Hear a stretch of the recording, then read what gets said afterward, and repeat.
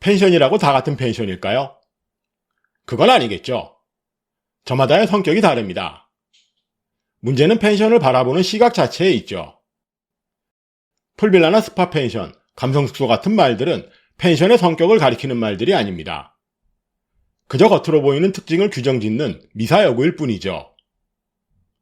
펜션을 이야기하는 사람마다 다르지만 개인적으로 펜션의 성격은 입실하는 손님에 따라 다르다고 보는 편입니다.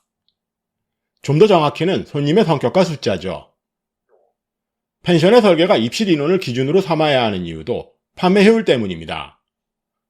거기에 더해 펜션의 구조나 형태도 손님들의 성격에 따라 서로 달라야 합니다. 왜 그럴까요?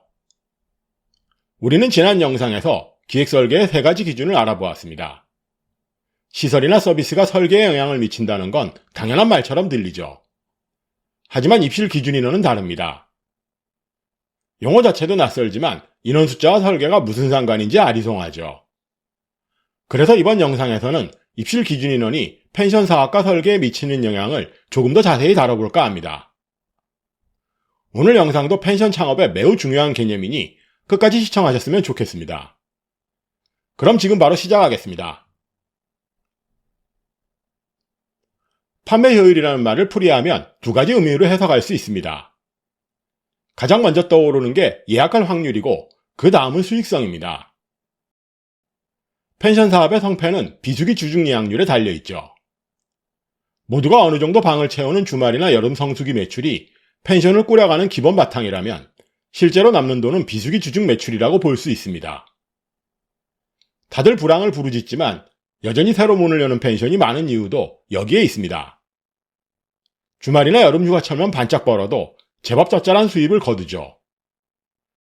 하지만 실질적인 영업이익은 비수기 주중 매출에서 나옵니다. 그래서 펜션 사업의 성패는 비수기 주중 예약률로 판가름 납니다. 상식적으로 생각해봐도 평일이면 일터로 향하는 가장들보다는 속편한 커플들이 예약할 확률이 높습니다. 하지만 초창기 펜션만 해도 이런 복잡한 계산은 필요 없었죠. 주말이나 여름 휴가철 매출만으로도 다들 만족했었기 때문입니다. 하지만 어느 순간 다들 깨닫습니다. 평일에도 방을 채우려면 커플들을 노려야 한다는 사실 말이죠. 커플 펜션이나 스파 펜션, 풀빌라 펜션이 등장한 배경도 바로 이런 깨달음 때문입니다. 그렇다면 비수기 매출이 얼마나 중요한지 알아보죠. 요금 체계로 따지면 펜션에서 말하는 주중은 일요일부터 목요일까지입니다. 원래는 금요일도 주중으로 쳤었지만 한 푼이라도 더 벌려는 욕심에 어느 때부터 슬그머니 금요일 요금이라는 게 생겨납니다. 어쨌든 날짜로 계산하면 한 달에 20일은 주중입니다. 비율로 따지면 1년에 60%가량 됩니다. 주말에 버는 돈이 유지비라면 주중에 나오는 매출은 영업이익으로 볼 수 있죠. 그런데 가족보다 커플이 예약할 확률이 높다는 건 커플 펜션에만 해당하는 얘기는 아닙니다. 가족 펜션도 자녀가 없는 젊은 부부들이 옵니다. 애견 펜션도 마찬가지죠. 정반대로 커플 펜션도 두 쌍의 커플들을 위한 4인실을 따로 둬야 예약할 확률이 늘어납니다. 그래서 펜션을 설계하기 전에 입실 기준 인원을 어떻게 정할지 꼼꼼히 따져봐야 객실 판매율을 높일 수 있습니다. 입실 기준 인원에 따라 예약률만 차이가 나는 건 아닙니다. 수익성도 달라지죠. 바로 객단가 얘기입니다. 똑같은 크기의 방이라도 몇 명이 쓰느냐에 따라 객단가는 천차만별입니다. 10만원짜리 객실을 2명이 쓰면 객단가는 1인당 5만원이지만 4명이 쓰면 2만 5천원으로 낮아집니다. 물론 2명이 더 쓰면 추가 입실 요금을 받긴 합니다. 하지만 청소나 관리까지 생각하면 딱히 남는 건 없죠. 실제로 인원수가 늘어날수록 객단가는 한없이 낮아집니다. 30평 크기의 풀빌라는 고작해야 서너 명이 쓰지만 같은 크기의 단체 펜션은 20명 가까이 들어갑니다. 인원수가 늘어나도 요금을 무한정 올리기도 힘듭니다. 30평 크기의 풀빌라가 30만원을 받는다고 쳤을 때 같은 크기의 단체실은 얼마나 받을 수 있을까요? 2배? 3배? 아쉽지만 비슷한 금액도 못 받는 경우가 훨씬 더 많습니다. 그렇다면 도대체 어떻게 해야 할까요? 펜션의 성격과 손님 구성에 따른 유연한 대처가 필요합니다. 유연한 대처? 이건 또 무슨 소리일까요? 이쯤에서 놀라운 사실 한 가지를 알려드리겠습니다. 우리 펜션에 어떤 손님이 올지는 내가 하기 나름입니다. 이게 무슨 말일까요? 이미 펜션을 운영하고 계시는 분들은 물론이고 새로 펜션을 시작하시려는 분들도 점잖고 돈 많은 손님이 많았으면 하는 바람을 품죠. 하지만 건축사무소의 손에 맡긴 설계로는 이런 바람을 이루기는 불가능합니다. 이건 또 왜 그럴까요?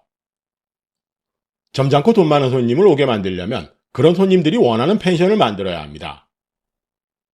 여러분은 어떠신가요? 우리 집에 어떤 손님이 오게 만들지 진지하게 생각해 보신 적이 있으신가요? 이게 무슨 얘기인지 언뜻 이해가 안 가시죠? 그렇다면 조금 더 자세히 알아보겠습니다. 손님들 숫자만큼 구성이나 성격도 무척 다양합니다. 커플 펜션도 미혼의 커플이나 젊은 부부들만 오는 건 아닙니다. 동성애 친구나 두 쌍의 커플들도 즐겨 찾죠. 매우 드물긴 하지만 정체를 알 수 없는 5, 60대 커플들도 옵니다. 가족 펜션도 마찬가지죠. 여러 가족이 올 때도 있고 친구나 회사 모임도 있습니다. 애견은 어떨까요? 강아지를 동반한 커플이나 부부도 있지만 동성애 친구나 애견 관련 커뮤니티에서 알고 지내던 사람들끼리도 옵니다. 그나마 이제는 사라진 단체 펜션의 명맥을 잇고 있는 게 키즈 펜션이죠. 한 가족이 어린 자녀를 데리고 오기도 하지만 보통은 두세 가족이 모여서 옵니다. 이 많은 유형의 손님들 중에 어떤 손님을 택해야 할지가 우리가 풀어야 할 숙제입니다. 그리고 펜션의 설계 역시 여기서 출발해야 합니다. 그렇다면 구체적으로 어떻게 풀어야 할지 알아보죠. 일반적인 원룸형 객실의 구조는 무척 단조롭습니다.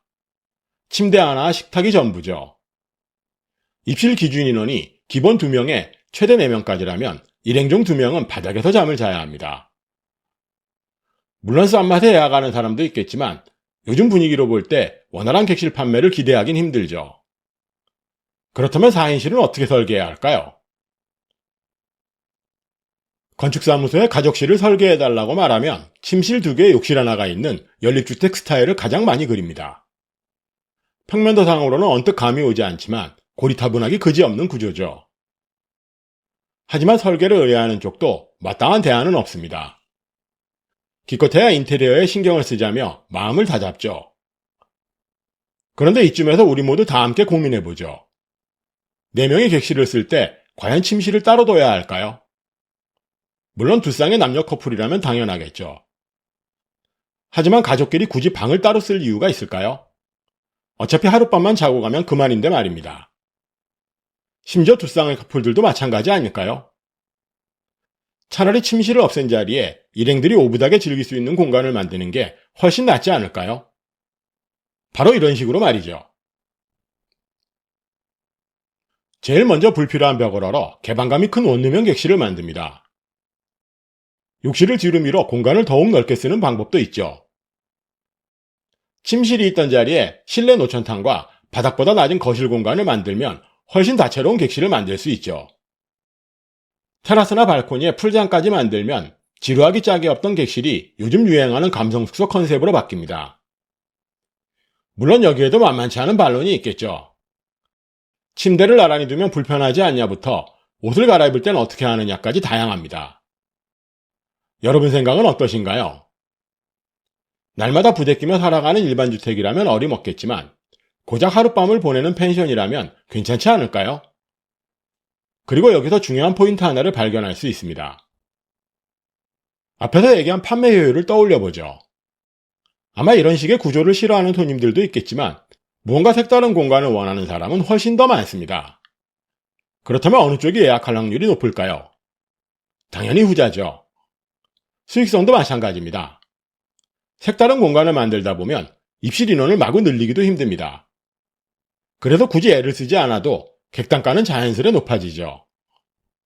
물론 여전히 이런 식의 발상보다는 안전한 방식을 선택하는 분들도 계십니다.